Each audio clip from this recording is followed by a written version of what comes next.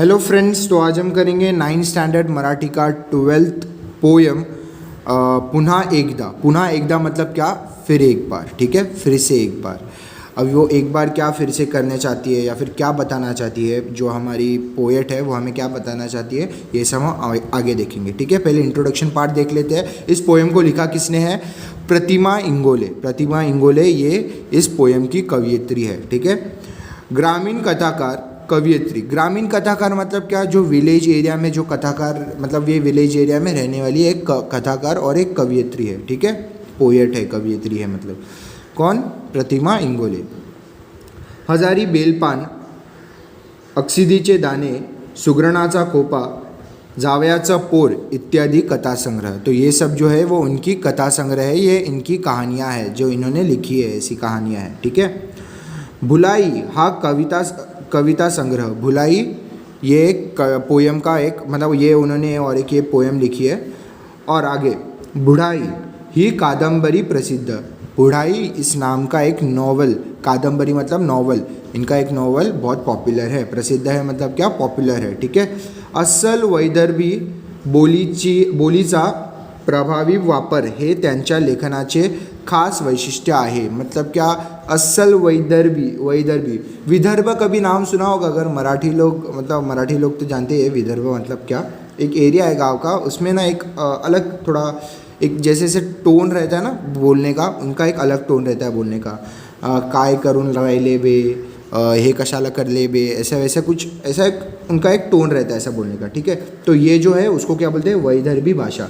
तो ये जो भाषा है ना वो उनके पोएम्स में, उनके मतलब उनका जो लेखन था ना, जो रिटर्न था, जैसे पोएम हो, कथा हो या कुछ भी नॉवल वोवल, तो वो सब में उनका ये जो भाषा का जो, मतलब ये भाषा का प्रभाव बहुत ज़्यादा दिखता था। मतलब ये भाषा वो बहुत मोस्टली मतलब यूज़ करती थी। ठीक है, वैदर्भी भाषा ये एक विलेज की एक भाषा है। ठीक है, इतना ध्यान में रख लो अगर ज़्यादा कॉम्प्लिकेटेड हो रहा है तो।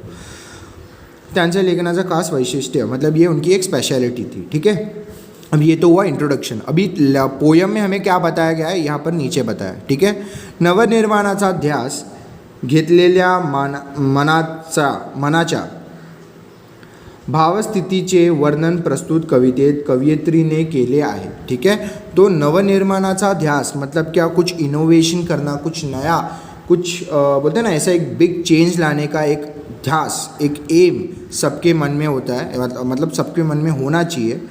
मनाच्या भावस्थितीचे वर्णन मतलब क्या? मन में जो, मतलब बोलते हैं ना, उसका जो मन में एक फीलिंग रहती है, कुछ कर गुजरना, कुछ नया करना या फिर कुछ चेंज करवाना, ये जो हमारे अंदर जो फीलिंग रहती है उसको इस प्रस्तुत कविता में हमें वर्णन किया गया है। उस बारे में हमें बहुत अच्छे से डीपली वर्णन किया गया है। ठीक है, अभी आगे बढ़ते पोएम की तरफ।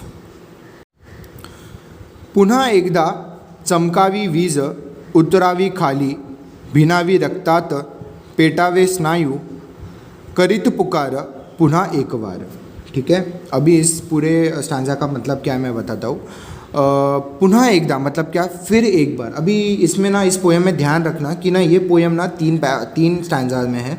अभी वो हर एक स्टैंजा में ना हमें एक एग्जाम्पल दे रही है, जो कवयित्री है वो हमें एक एग्जाम्पल दे रही है। और ये जो पुनः एकदा, फिर एक बार क्या करना है वो मैं बताता हूँ। कि पहले कुछ मतलब इंडिया के लोग या फिर इंडिया ने पहले क्या कर गुजरे थे या फिर क्या उन्होंने ऐसा बिग चेंज लाया था। तो वो चेंज किया था अपना इंडिपेंडेंस। ठीक है, जो इंडिया ने अपना इंडिपेंडेंस खुद हासिल किया था, तो उसके बारे में वो कवयित्री बोले कि उस टाइम पे जैसे हम लोग ने एकदम, बोलते हैं ना, एकदम धाड़स दिखाकर या फिर एकदम हिम्मत जुटाकर सब एकजुट मिलकर हम लोग अपने इंडिपेंडेंस के लिए लड़े और अपना इंडिपेंडेंस हम लोग ने पाया। तो वो जो था, वो जो चमक है वो फिर से दिखनी चाहिए।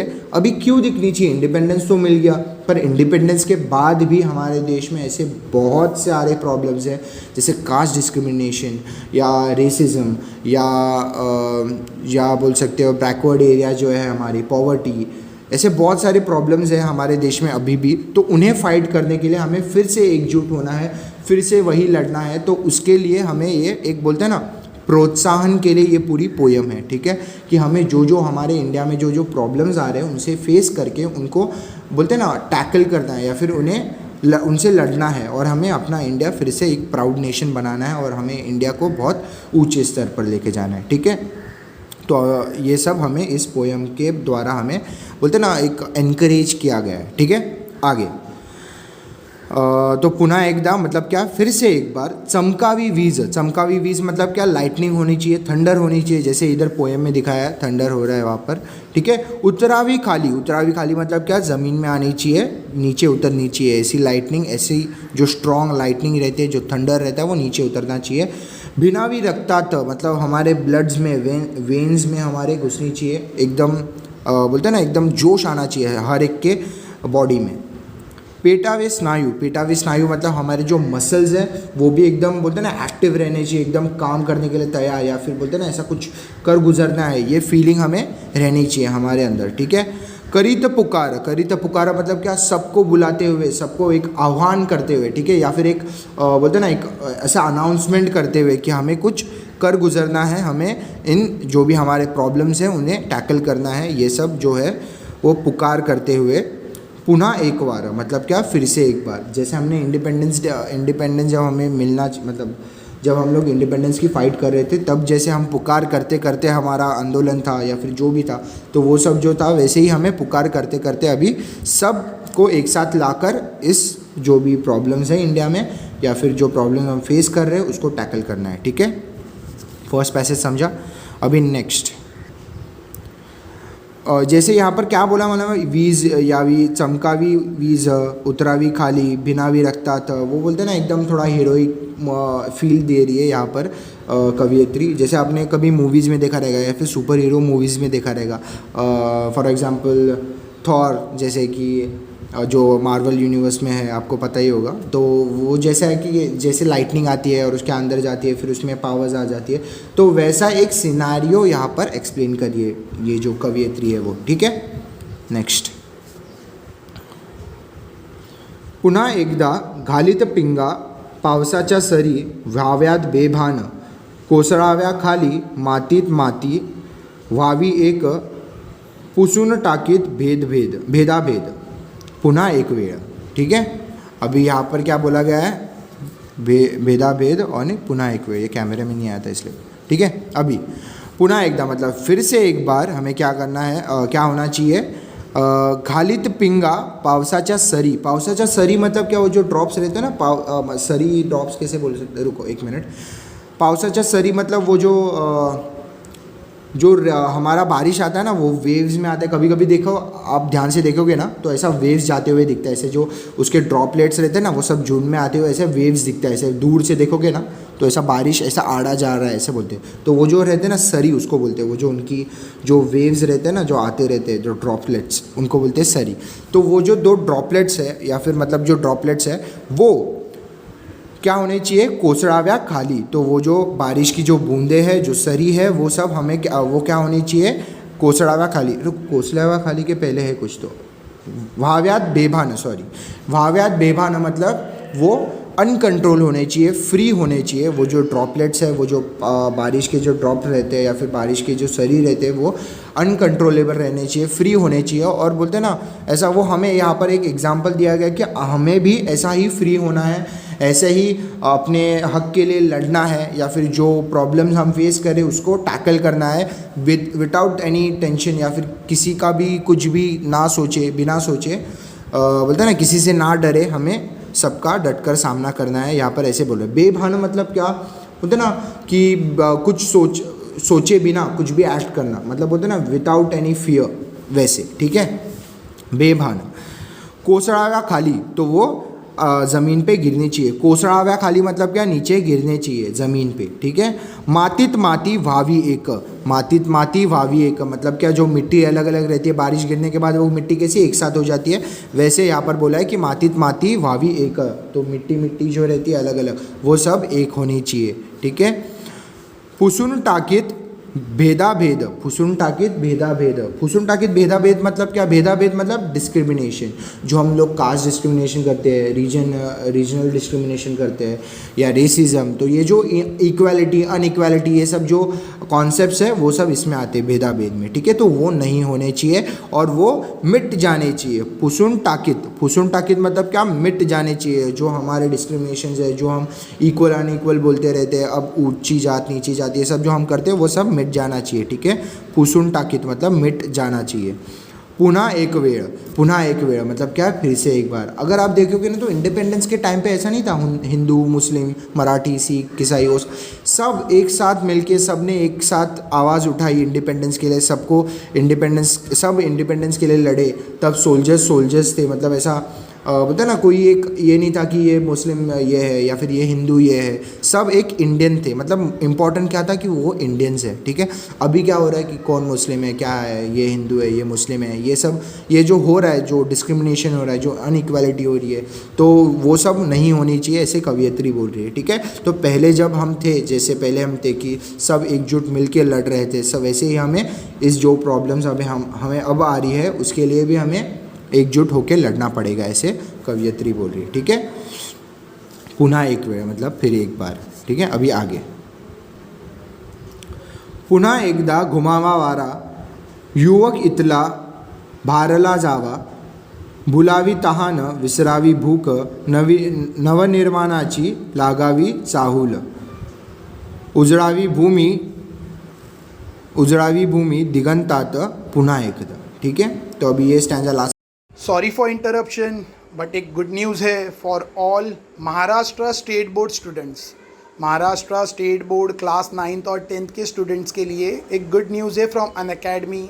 जैसा आप स्क्रीन पर देख रहे हो, Unacademy is a known brand all over the country, ठीक है। एक एजुकेशन प्लेटफॉर्म है जिससे के थ्रू बहुत सारे बच्चों को ऑल ओवर द कंट्री फ़ायदा हो रहा है, CBSE board, ICSE board, and it's a good news that they have started this for Maharashtra State Board. तो महाराष्ट्र स्टेट बोर्ड 9th और 10th स्टैंडर्ड स्टूडेंट के लिए एक गुड न्यूज़ है। और as you can see on screen, Unacademy has a partnership with me, my channel, ठीक है, जे sir. सो इसलिए मुझे स्पेशल रेफरल कोड दिया जा रहा है for Maharashtra state board student 9th और 10th स्टैंडर्ड के लिए। और इसके बदले they are providing 2500 per month package for just ₹99। 2500 का उनका जो एजुकेशन पैकेज है वो सिर्फ 99 रुपीज़ में मिलेगा अगर आप मेरे रेफरल कोड से उसको सब्सक्राइब करोगे यानी बाय करोगे, ठीक है। अब ये पैकेज में आपको क्या मिलेगा? It's simple.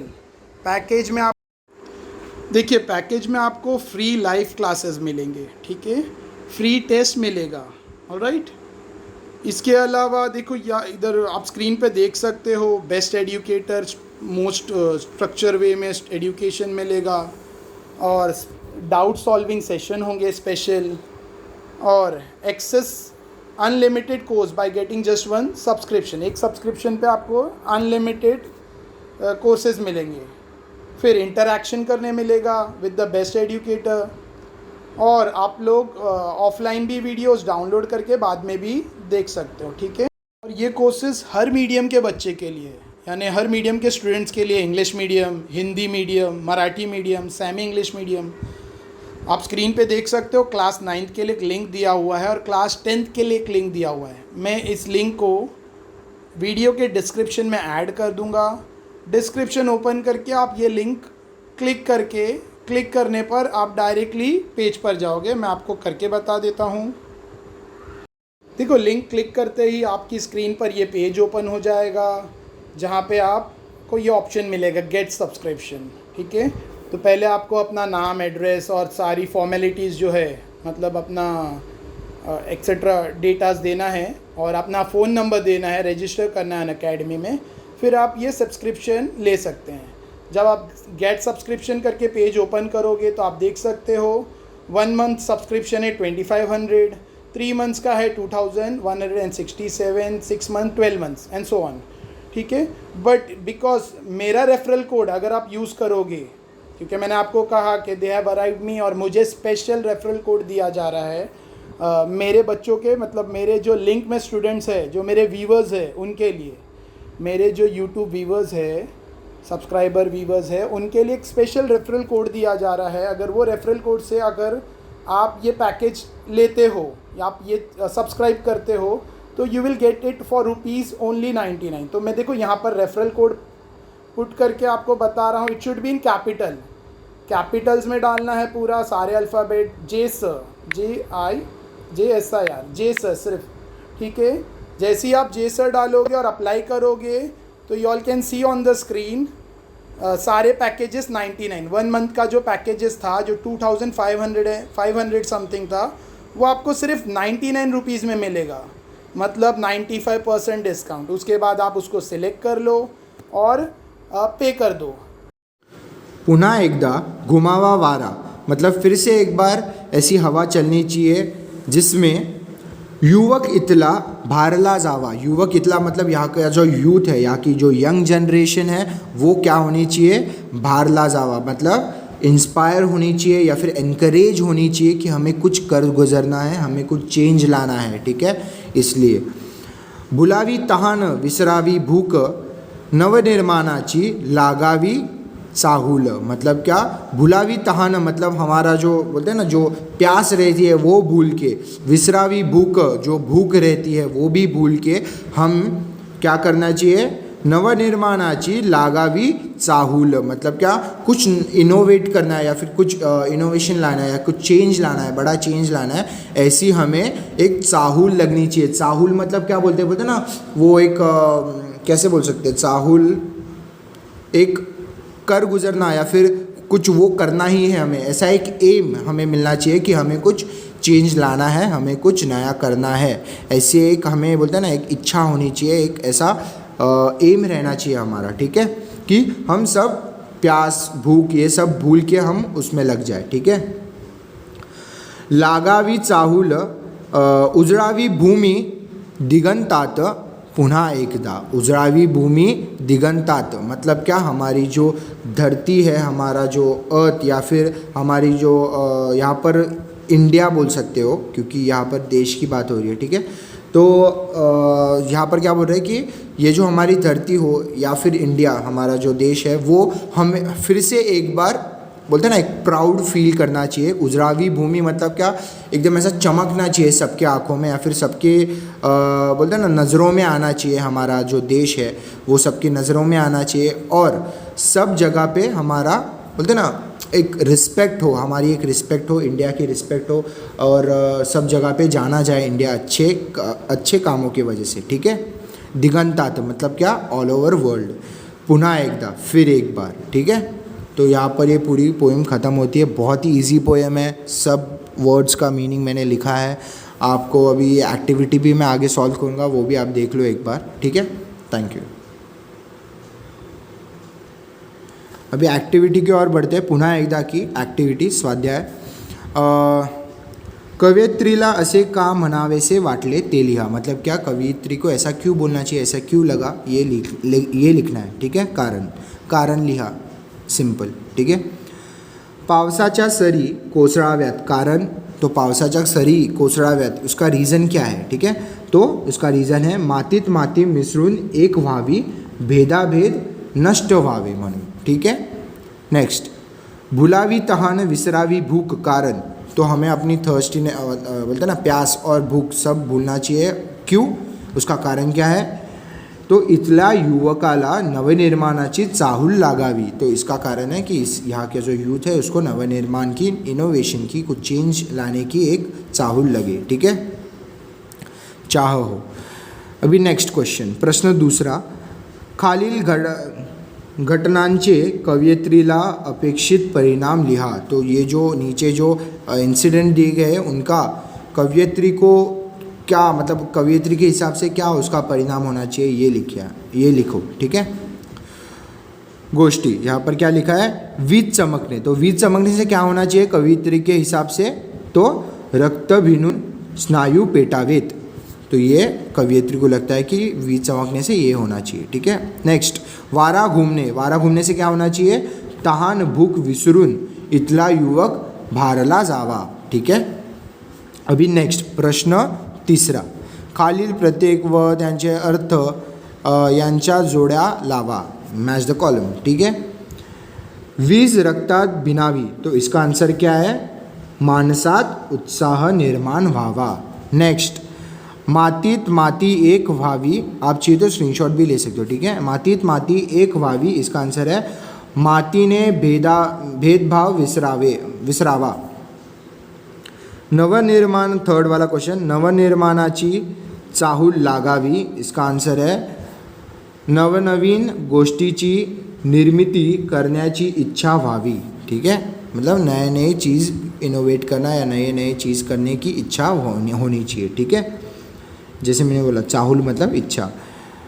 पुसून टाकीत भेदभाव, पुसून टाकीत भेदभाव, तो उसका आंसर है समाजातील भेदभाव नष्ट व्हावे, ठीक है। जैसे मैंने बोला कि पुसून टाकीत भेदभाव मतलब जो हमारा डिस्क्रिमिनेशन है, कास्ट से रिलेटेड हो, रेस से रिलेटेड हो, रिलीजन से रिलेटेड हो, रीजन से रिलेटेड हो, वो सब हमें मिटाने चाहिए, ठीक है। तो पुसून टाके मतलब मिटाने चाहिए।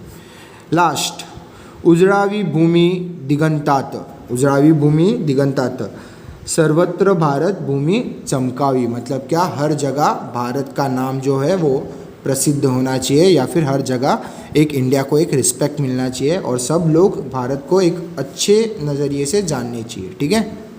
बोलते ना प्राउड फील करवाना देश को, वैसा। अभी भावार्थ धारित, ठीक है। अभी इसमें क्या लिखा है, मातीत माती व्हावी एक, पुसून टाकीत भेद, या काव्यपंक्तीतील सामाजिक आशय स्पष्ट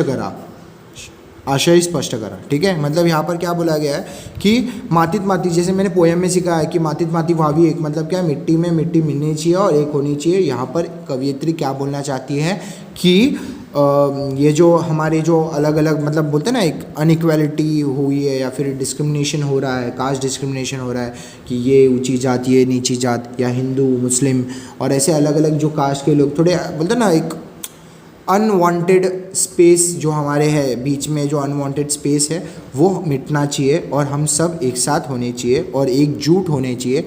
और हमें बोलते ना, सबसे पहले इंडियन हमें जाना जाए, फिर हमारा कास्ट, फिर हमारा जो है वो सब जाना जाए, ठीक है।